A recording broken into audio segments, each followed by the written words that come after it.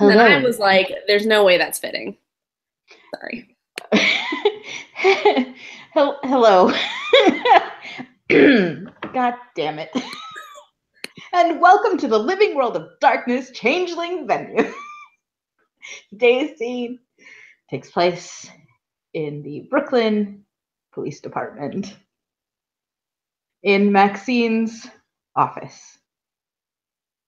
As she sits at her desk and stares across it at her new parolee, silently trying to appraise this person in front of her as the analog clock on the wall tick, tick, ticks. So,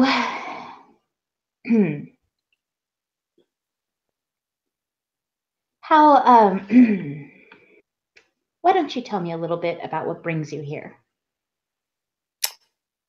Well, I was having a good time, like you do, and apparently I was having too good a time because then I got arrested. And, trying to be a, I don't know, useful member of society or something, so I figured I would see the charges out. So here we are. Uh-huh. And she just kind of like looks under her desk at his feet, which are goat toes coming out from the bottom of a pair of joggers. She sort of straightens herself out and just kind of rubs her temples for a moment.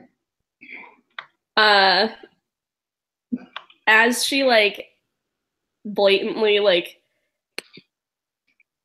checks out his like foot situation, his hoof situation, and sits back up, he kind of tilts his head and smirks and says, lots of people have things for feet. Not just you. And he like winks at her. She blushes a little bit.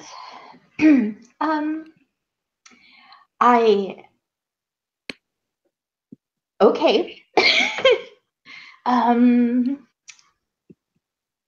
She pulls aside a clipboard. Okay, so it's Owen? Owen. Mm-hmm. Owen. But everybody calls me Rav. Okay, Rav. Any other known aliases? No. That would be ridiculous.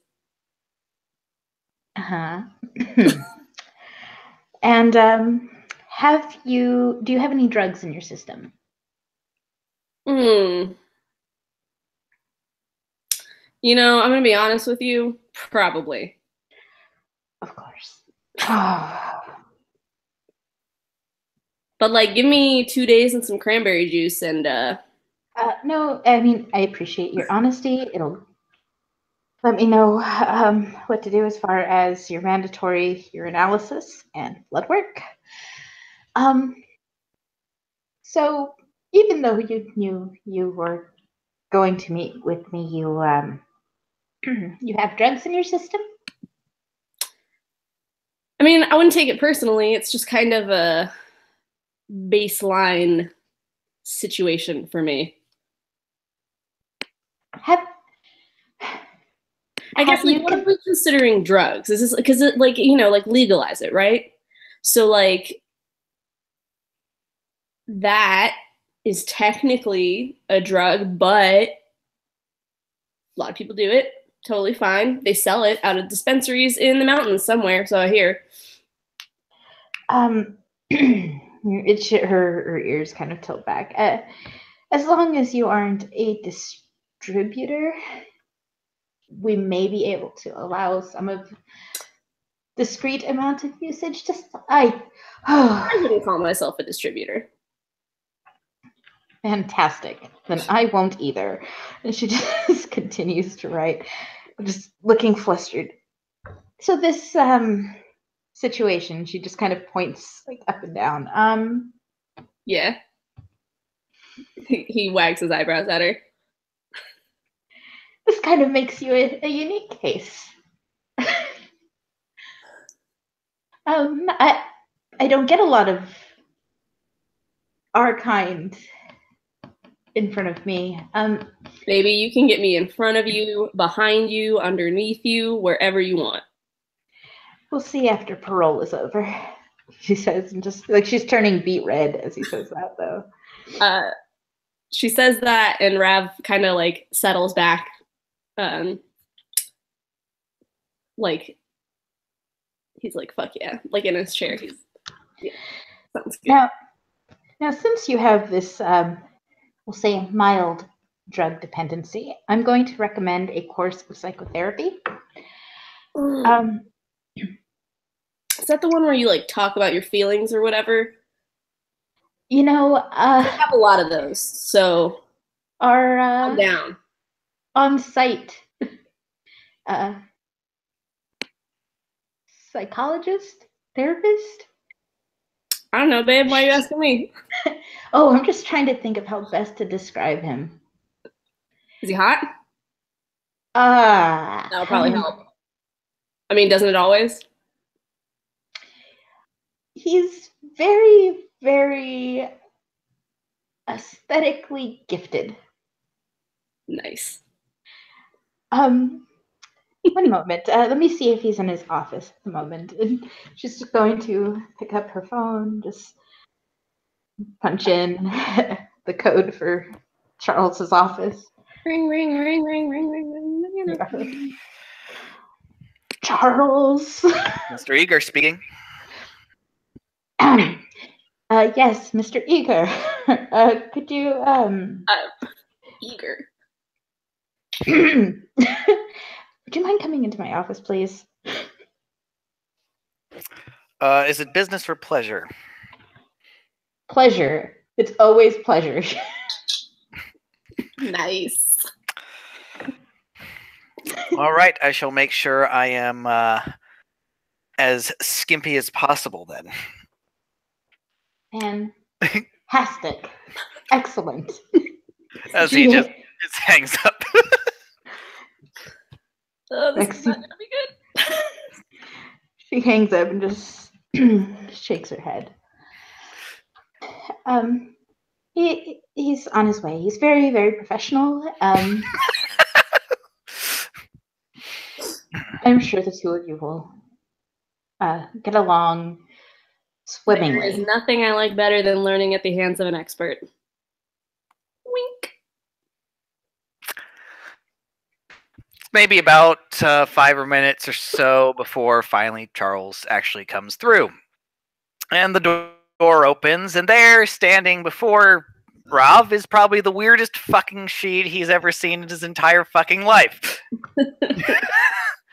As literally the man looks like a walking sheet statue. Like the skin looks like literal marble as he's turning the door handle. Ivy vines for hair coming down very aesthetically. Stained glass eyes, for lack of a better term, like windows staring out, and that smile, that razor smile of diamonds, that just way too sharp. So Rav, who, since I don't think I've described him yet for the sake of description, is a pretty tall, fairly beefy, long-maned blonde satyr, to the point of wearing beanies and joggers at all times because he's stuck with his horns and hooves and pointed ears at all times. He sees Mr. Eager walk in and looks him up and down very slowly, like a little, like so slow as to be maybe a little uncomfortable, and then says, "I'd hit it." I really hope unless you know, I don't want to. I mean, I don't want to say I don't want to get in between this because I 100% would, but consent is important. Maxine's mouth just slightly opens. And if monogamy is your thing, fine. Don't really get it, but you know, different strokes. Oh, Maxine, you didn't tell me how fun this was going to be. He says as he closes the door behind him, and he gets into a sort of middle position chair in between the two desks, sort of at the side, before flipping open his notebook and taking out his pen. Yes, this is my new parolee, Owen Ravelor? Rav. Yeah, just Rav's fine. Rav. No one's called me Owen since I was like 15. Rav, a pleasure to meet you. I am Charles, Mr. Charles Egar. I believe Officer Parker here has asked me here to at least do an evaluation on you. All right. You're the boss. Tell me what to do, big guy. Oh, I'm not going to tell you to do anything. I'm merely going to be observing and watching as the rest of the debates continue before making an assessment. Voyeur. Nice. He looks back at Maxine and he's like, so what do you want to observe? Why don't you tell me a little bit about what was your emotional state leading up to your arrest? Pretty stoked at first. It was my birthday, big 3-5. Halloween, so choice, best parties in Brooklyn. And then like this warehouse party, there was just like all these people, and it was just like color and light and like the feeling of everyone around me, and it was fucking rad. And then like this Kesha song came on and I cried for a while. Super cathartic, so good. Tons of Jello shots. Probably tried to fight someone, don't really remember. Definitely got arrested. That I do remember. But I mean, everybody seemed like they were having a pretty good time, you know? They were kind of feeling my vibe. So I think it was a pretty good night overall, actually, regardless of the current circumstances.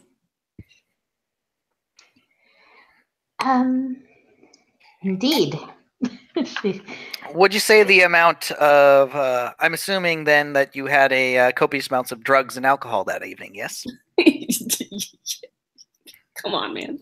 Yes.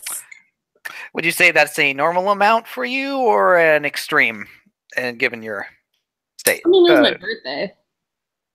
So probably hit the 8 ball a little harder than I needed to. Maxine just shakes her head again. Oh, I'm going to go ahead and leave that part out. Charles is still writing notes. Do you remember the name of your arresting officer? I don't know. I can look it up. It up. That was out of character. I don't know. It could have been in character. To be honest, I don't fucking know. Okay, here, I have a solution for this. Don't remember the name. Do remember the bod. Excellent. Well, I'll just make a note here. The bod. Excellent. Would you describe the bod, please? Curves in all the right places. Broad shoulders. Just, you know, like strong enough to put up a fight, but like little enough to pick up and move around. Just right in that sweet spot.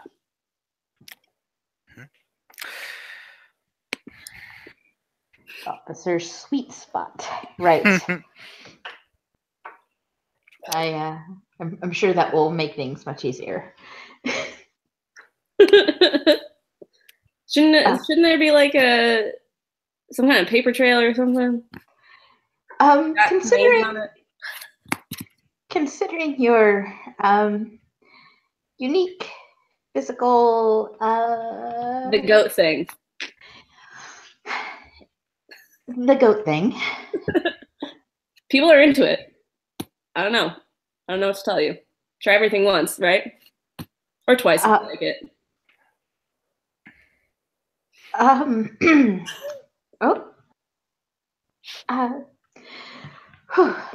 Okay.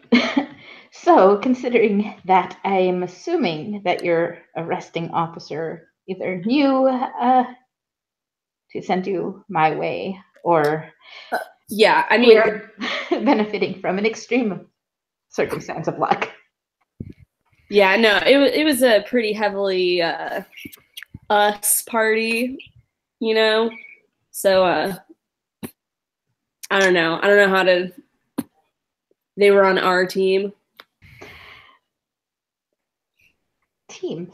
Oh, okay. I'll. She tears the piece of paper and crunches it into a ball and throws it in the trash can. Oh goodness. Well, we can't exactly put an ankle bracelet on you, can we? You could try, but it will fall off. They tried. It didn't work. Oh goodness. But I'm like, you know, trying to respect I'm here, right? Like, don't have to be, really, if you think about it. Yeah. So points, right? It's true. Rob has actually made a very good statement of saying that even despite the fact of our efforts to track him, he is still willing to come to his parole meetings. I would say that's a very good statement of trust. Yes. Or at least try a bridge to build that trust upon. He holds out a hand for Charles to high five. Charles doesn't do it. He just smiles. Rab doesn't bothered. He just sits back.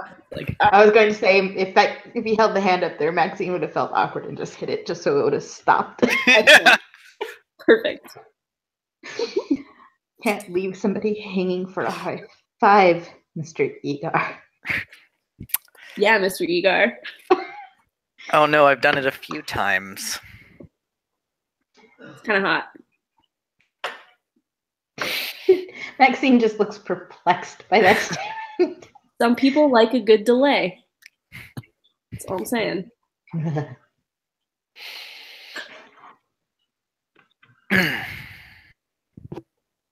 You both seem a little uncomfortable. Is everything cool? Oh, uncomfortable. Oh no. I am here to observe and to see how it is. It's going to take a lot more than that to make me uncomfortable. All right, well, your girlfriend. Girlfriend. Best oh no. friend. Yeah, that's important too. However, whatever you want to call it.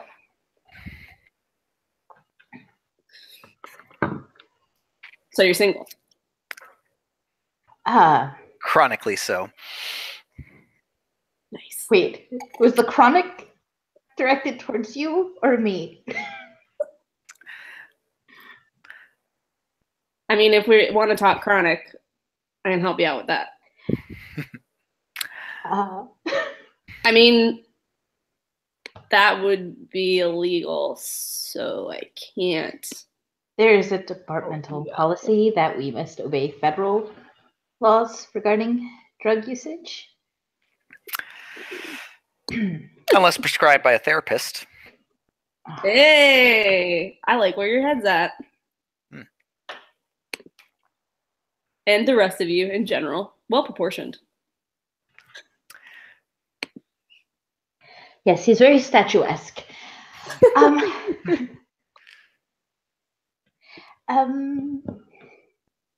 Well. And you currently reside in Brooklyn. Do you whereabouts exactly? So I can schedule my drop-bys.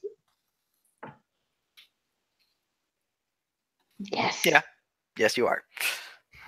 Okay.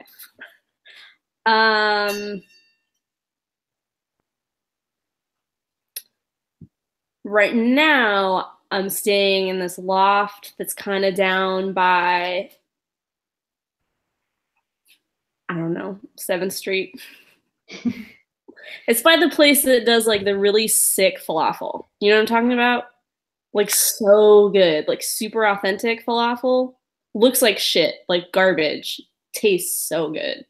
You'll have to tell me with that. You'll have to tell me that address. But it's Charles is already writing down like the idea. General area of 7th Street falafels.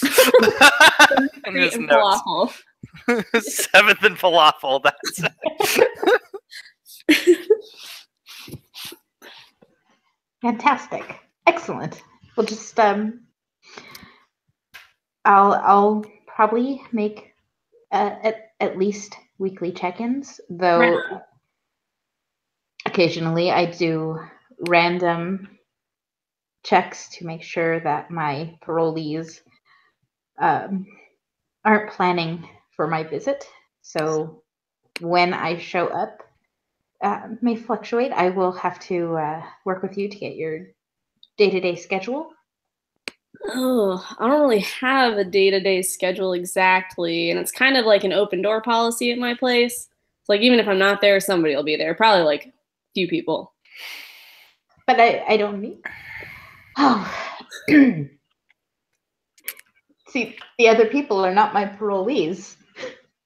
I mean, I'll be back eventually, but I got like business meetings or whatever. What is your employment, Mr. Rav? I'm an art trader. Oh. Hunt down, famous artworks, or well, not so many famous because a lot of people don't have the budget for that kind of collection. But figuring out where some of these pieces are and getting them into the hands of people who want them. Oh. For a reasonable fee. How lucrative. Yeah. It's good work if you can get it. And I can get it. Wink. I'm sure you have no problem getting it. He high-fives her. Still seems startled at the hand coming out. Quickly put it up. Yes.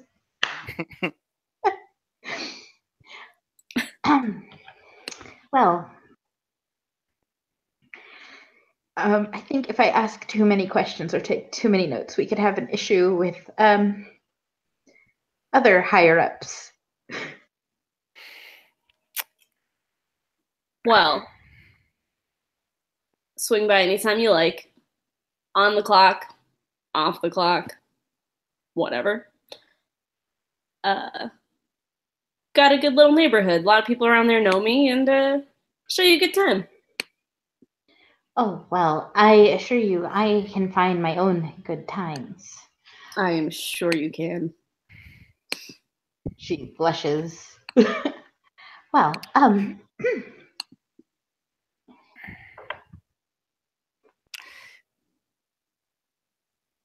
before we make a clear end to this meeting and whatnot, as per my evaluations, it's ultimately up to the parole officer to make the ultimate decision here. But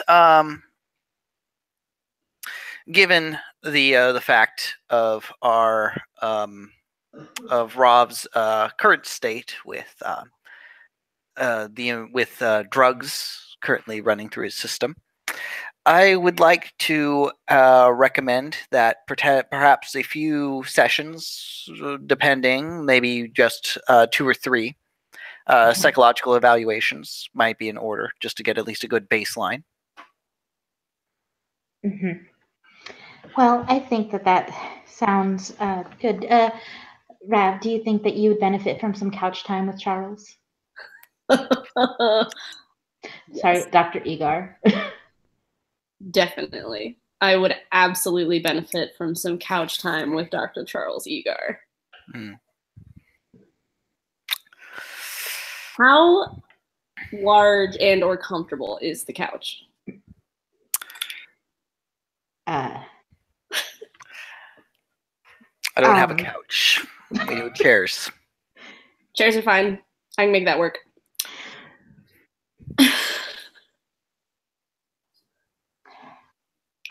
Yeah, man, that's fine. Sure. Sitting around talking about my feelings is basically what I do like 90% of the time anyway. Mm-hmm. It's good to know what Very you're well. feeling. You got to be in touch with it. It's healthy.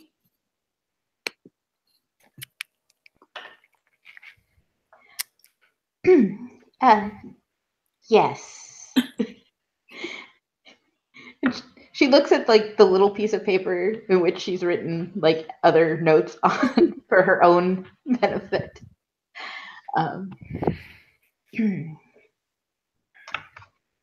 Okay. So,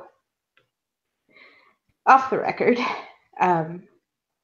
or further off the record, she says, looking at her waist I basket. would do both at the same time or one-on-one. Absolutely. Well, that is fantastic to know that you are so accommodating. But I was going out there. Open door policy, like I said. Lovely. I'll be sure to book an appointment as soon as my very, very crowded schedule clears up. I will even bring, and she indicates Charles, Dr. Egon for his professional evaluation of your performance. But what my concern is the crowd that you are hanging out with enabling you. Perhaps you need to find a less encouraging group of friends. I mean, it's less that I hang out with them and more like they hang out with me. So, Well, kettle situation, except I'm the pot and the kettle in the situation. that is a lot of cookery going on. Are you volunteering to hang out with me? Because I'm in. That sounds fantastic. Honestly, giving a good evaluation of the location wouldn't be a bad idea. Get a good idea of the landscape, so to speak, the environment, and how it's having an effect on those involved. Are you saying you're hungry for falafel? Who isn't hungry for waffle? Well, and she looks at her watch. I suppose. I mean, if it's all right with you, we could go check out the place. Oh, hell yeah. I don't know who's there right now, but sure. Excellent. She'll stand up and put a few things in her purse. And Dr. Egar, will you be joining us? Oh, of course. Of course. Rav stands up and he looks actually like pretty happy and he says, have to say, this is going way better than I thought it was going to. Well, we're nothing if not incredibly accommodating here.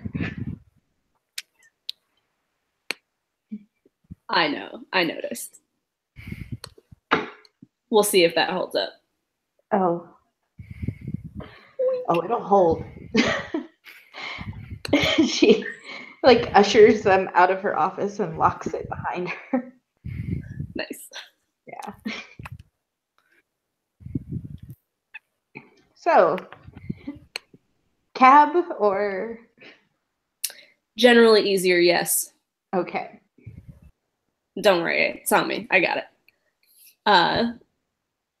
Rav, before you like step outside of the precincts, like into a more populated place, he pulls out from he's got like a pair of sunglasses hanging over the collar of his sweatshirt, and he pulls them up and puts them on. This is the one, the treasure, right? I think we have to roll willpower to actually remember to pay attention to you.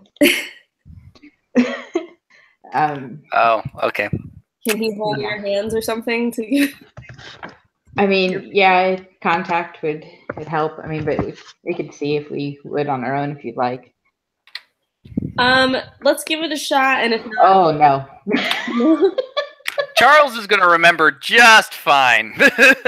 Okay. With those 4 fucking successes. Anyway. Yeah. Okay. Maxine's distracted. So when Maxine looks a little dazed, Rav like pushes the sunglasses up and says to her, "I really thought I made a better impression than that." And he links arms with her and puts the sunglasses back down. Oh goodness. and then tilts him up just long enough to try and like grab a cab, although I assume he's not the only one trying to grab a cab. Yeah. This group. I'm sure the three of them can manage to attract a cabbie. Yeah. Especially if I'm beguiling. No. Uh-huh. Right? Stick out a leg, all cartoony. Wolf whistles, eyes bugging. The tongue.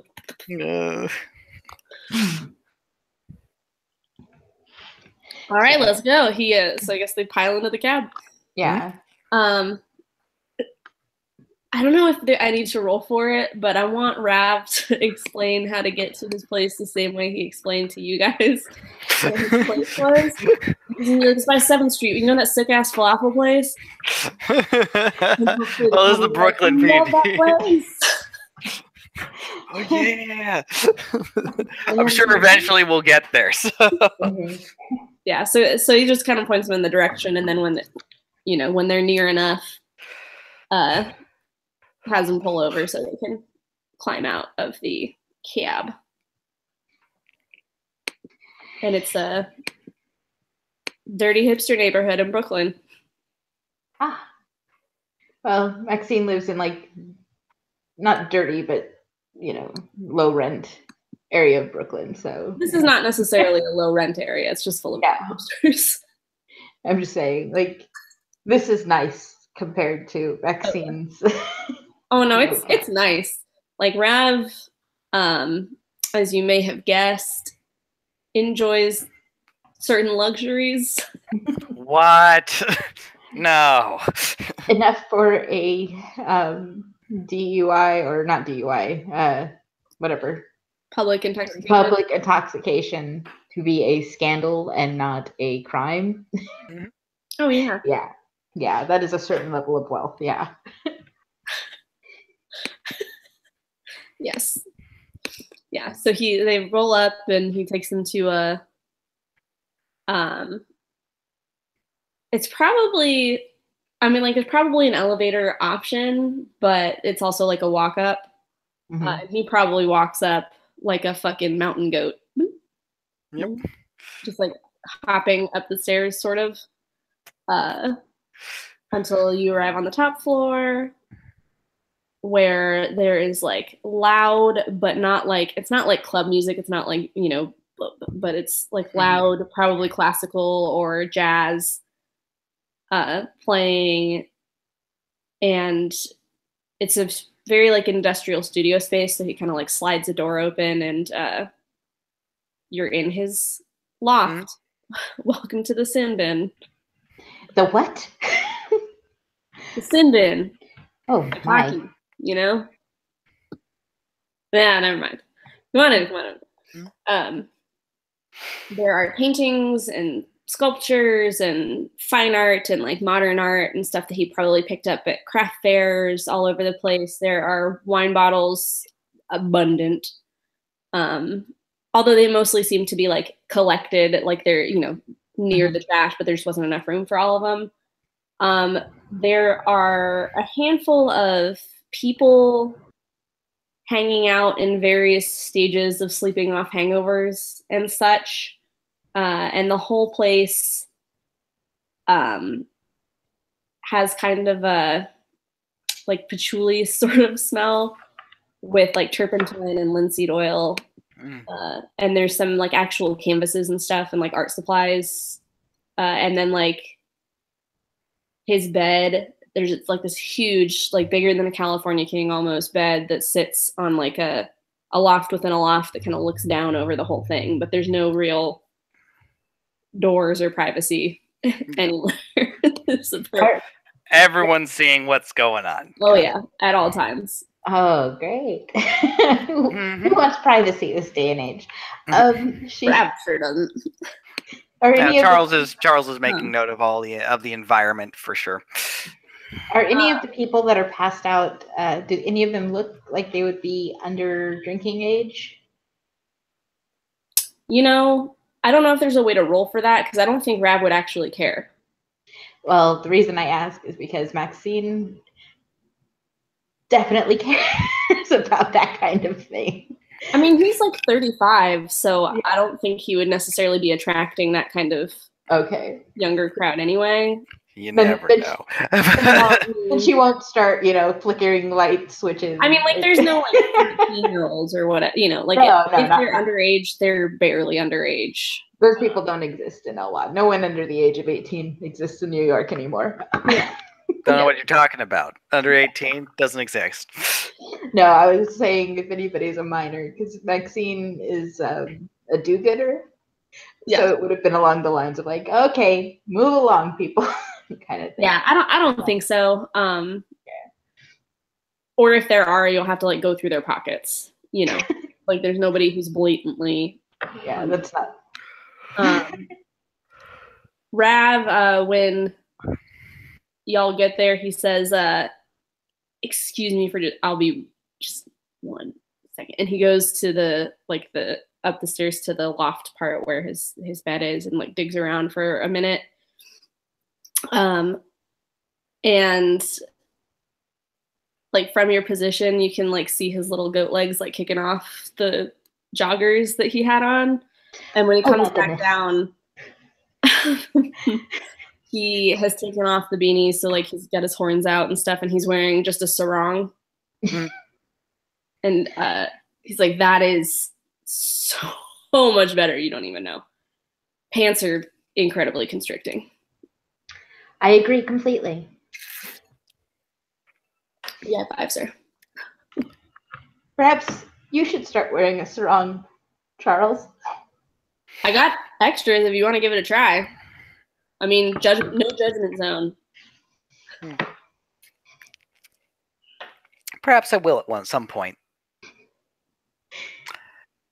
But right now wouldn't be that professional, he says. And like I said, he's taking a look around at the situation, like the people sleeping things off, making note of the fact, of course, his main bed being up in a place where, one, he can see everything, and at the same time, everyone can see what's going on there at the same time.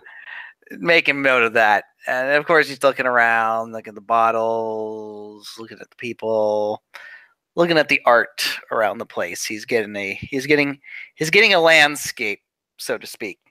He's piecing a number of things together. Yeah, Rav is not what I would call subtle.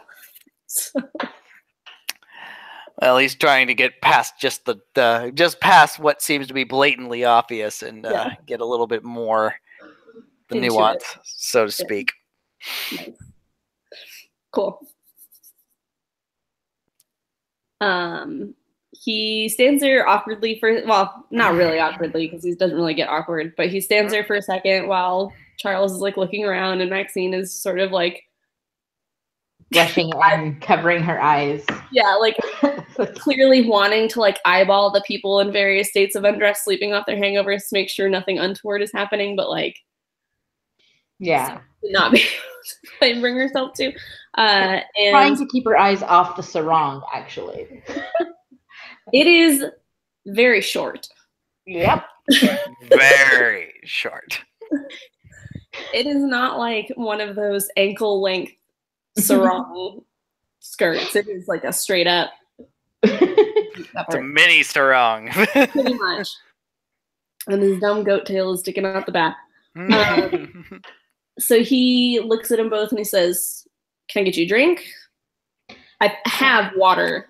I mean, I have pipes, so probably." I think? Yeah, probably. Water would be fine. Yes, thank you. Your choice. I like you, he says, and he turns, wanders off. So now, where's Mr. Professionalism now? There's a reason, but I'll get into that later. So he disappears. Well, he doesn't really disappear because you can see everywhere, but he goes over into the like kitchen area,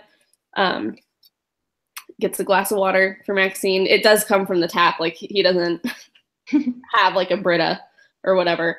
And then he gets a glass of red wine for Charles from like he considers his collection, which is hefty for a moment and pulls a bottle out and opens it and pours one.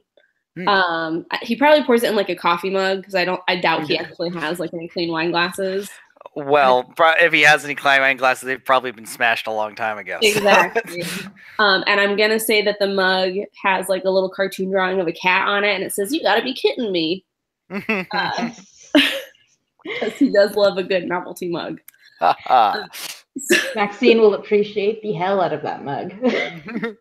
So he brings those over and gives them to him, and he's like, "So this is the pad. Got in here, I think 6 months ago, so it's been good." Was that already a part of the fixture? As he says, as he's looking up at the bed, up above everything. Yeah, it was kind of like an enclosed storage space, but it just seemed like such a waste. I see. He takes a moment. He swirls the wine in the coffee cup before.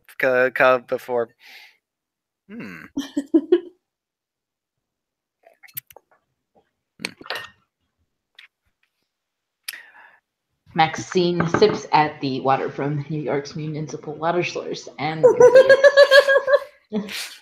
Sorry. It's okay. Quite the bouquet. Got something stronger if you want it. And probably safer. Sorry. Are the individuals here your the usual people, or there's let's see. No, maybe. Okay, yeah. No, that's Todd. No, and Danae. Yeah, a couple. He's making note of that. Anyway. And it's just this area. There's no other rooms. I mean, obviously, he looks back at like the wine cellar, not the cellar, but like the wine collection on the rack or something along those lines. Got a closet full of art supplies. That's about it. Do you do art yourself then, aside from dealing? Yeah, man. I mean, you can't move it if you don't love it, right? I dabble. Mind showing me one of your pieces? Sure. So he takes them over to like the sort of painting area, which is large. Like it's a significant portion of the main space. It has like paintings in various stages of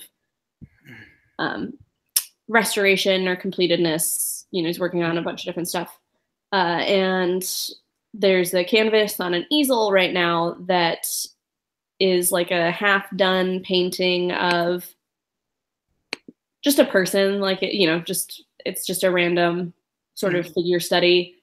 And it's really loose and sloppy at this moment. And he's like working on this one right now, but we'll see where the spirit takes me. So do you do more restoration work than your own?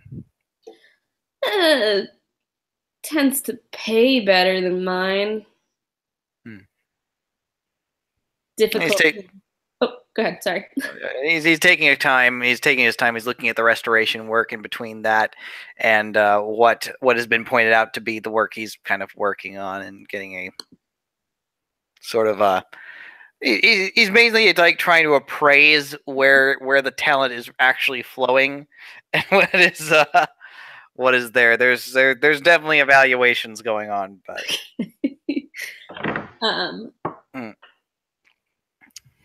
yeah, he says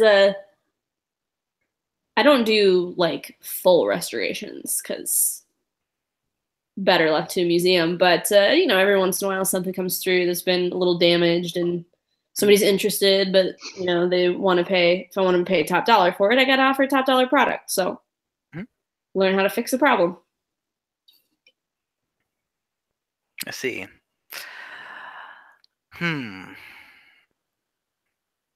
Very interesting. Where do you think the muse will take you with this one? He says as he's looking at the sloppy one at the moment, but to be something else. He says, I don't know. And then he kind of like half turns and he says, that depends on when Danae wants to sit for me again. And one of the women that's lying around like sticks her hand up in the air and flips him off. And he just laughs. She does seem, I see the resemblance, sloppy, and abstract. How I like it.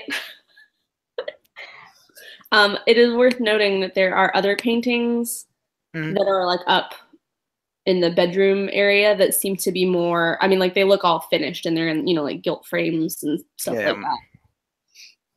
Gotcha. He'll probably mosey his way over that way in a moment, but okay. And these ones, he says, and those ones he says, pointing up to the bedroom after taking his time around the place's sculptures or whatever. Rav gets like a little quieter, or like more intense, and he says, "Oh, that is my personal collection." May we see? Yeah, go for it. And he, I'm gonna say leads them up there because I think the idea of him leading them in a very short sarong is absolutely hilarious. Maxine tries really hard not to look up the sarong, and I might have to roll my curiosity. What the hell is it? Willpower or no? I think it is willpower. Roll them bones. Roll them.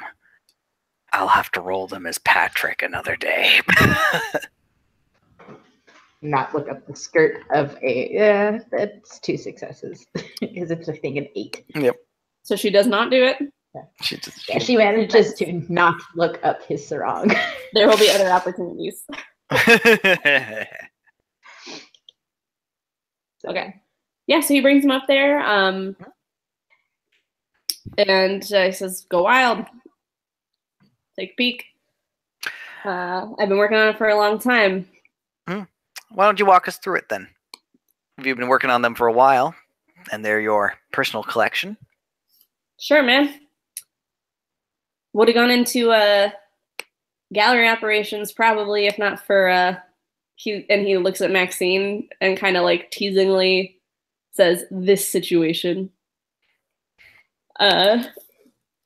She like blushes and kind of like looks away a little bit. Where did my window go?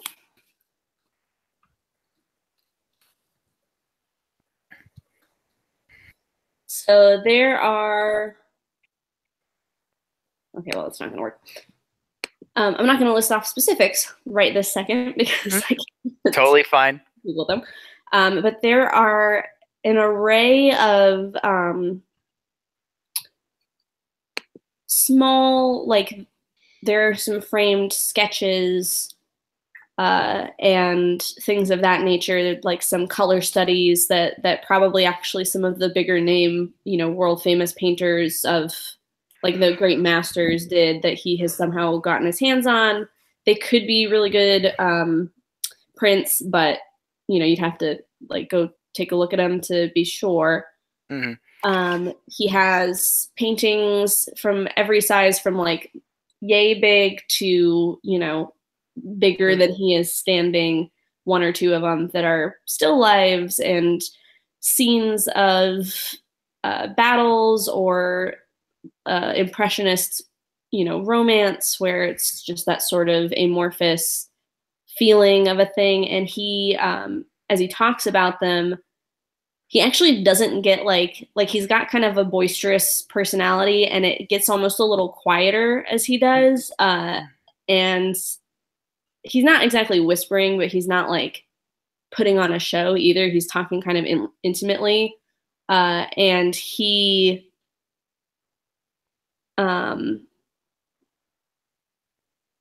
it's like almost like he's got a spell cast over him a little bit. Like he's like so enamored of these paintings is very obvious. And And he's only kind of half paying attention to you guys anymore now that he's like talking about the paintings and exploring them and stuff and explaining them.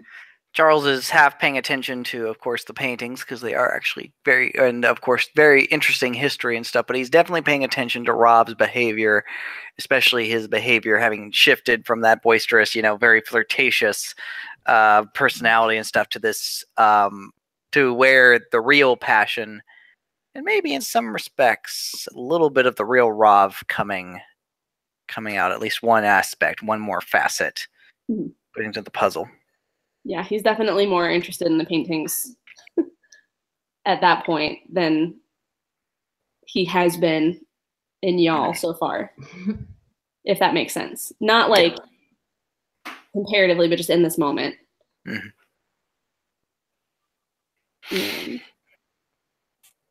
I have another question. If out of character, if this is on his list of like revelry stuff, does that have any appreciable like effect in the moment? Elwad has like different revelry rules. I can brief you on them afterwards. Okay, just checking. I just want to make sure I wasn't like skipping important stuff. No worries. Yeah, but I think viewing art is like the number one thing on that list of his. So he walks you through these paintings, and he gets kind of so caught up in it that he almost kind of forgets, like, he's like, and if you look at the brushwork, like when you get in really close to it and you can almost taste it, but not like the taste of the fruit, but just like the way that the brush was moving in his hand, and it's just, and he kind of trails off like that, and he's just sort of dazed, like looking into these paintings for a minute before he shakes himself out of it a little bit and says, but it better be good. I spent most of my life on it, so.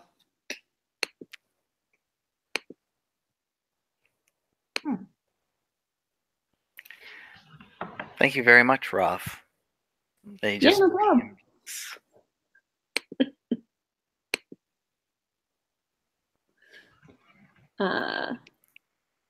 Anything else you want to see while you're up here? I think for right now, that covers everything I'm going to need for right now. Maxine? Oh, she's like still looking at the paintings, just like kind of mesmerized by the art and the emotion as it was described. Oh, I think any further questions I have can be saved for the next time I check in.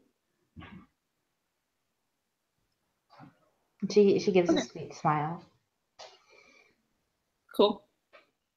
He like kind of sits back on the mattress, and the bed is unmade. And he says, all right, well, you're welcome to stick around if you want to, or if not, you're welcome to see yourselves out. Won't bother my feelings. The sheets are I just forgot the word. Satin silk, Egyptian cotton. No. Thread count. No. I mean, yeah, like he basically makes a comment about them being like a salaciously high thread count. Yeah, that's the word. Salacious. Give them a try. But it's that same kind of boisterous playfulness that it's we have the more you're feeling like maybe it's just the way he talks to people. Yeah. Maxine mutters a sort of like joking, no thanks, we have satin ones at home. Wow, maybe someday you'll have to give me a tour. Wink. Well, let's see how this relationship goes before we take things up a notch. Standing offer, he says, and he does not look like he's going to get back up from the bed. Charles will at least approach to at least extend his hand out and also give him his give Rob a business card actually. By the way, he hasn't changed his business card since his transition. It still says Charles Egar, criminal psychologist. Raph probably honestly doesn't know the difference. Yeah, it's true. Neither did Maxine when she got him transferred. Nope. He knows a lot about art. Yeah, he shakes your hand like a normal person. Yep. Maybe a little more. I'll call later. I'll call later to set up your first appointment. Right. Or to discuss with your first session. Okay, sounds good. And yeah, Maxine's going to rummage in her bag, and she'll put a card in his hand, but Maxine doesn't have her own business card. She actually is going to slip him a card for Calypso's Grotto. Okay. And I think that there are some better influences to be made in the area. What? Calypso's Grotto hasn't even opened yet, so you're getting kind of like the inside info by even getting the card. But it's like a consignment shop for like handcrafted jewelry. Nice. Okay. Yeah. He grins at her and he says, "Looks like this might be right up my alley." Yeah, if you run into Misha, tell her Maxine sent you. Will do. Good name, Misha. Always bet on Misha. Noted, he says. And he kind of looks, like a little sly when he says it. Like he thinks it probably means something that it might not mean. Yeah. So yeah, Maxine will turn to leave as well. I guess, yeah. As y'all, if you're like leaving, like exiting the apartment. Yep. As you go, you hear Rob's voice, and he says, "Who do I have to blow to get a glass of wine around here?" And Danae, or you hear a woman's voice answer, "You should be so lucky," but then there are footsteps. Oh, Lord.